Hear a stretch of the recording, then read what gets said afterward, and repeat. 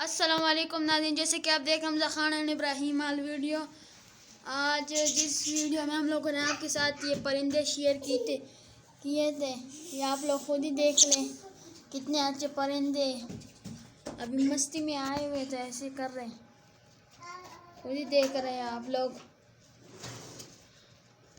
तो ये बर्ड्स है, पसंद आए तो लाइक करें और सब्सक्राइब करें और बेल आइकन की घंटी दबा दें। ये एक उसके कान में कह रहा था लाइक करो सब्सक्राइब करो।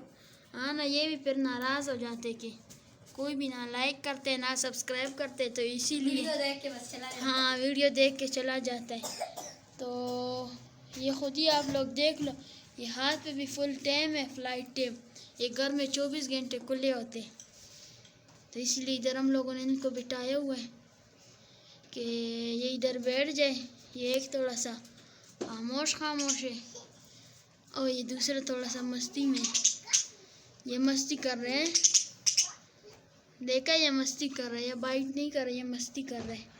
तो इतना मज़ा आ रहा है इनको पालने में। ये छोटे छोटे बच्चे लिए थे, अभी ये बड़े हो गए। और अगर वीडियो पसंद है तो फिर अल्लाह हाफिज़ कर लेगी, तो अल्लाह हाफिज़।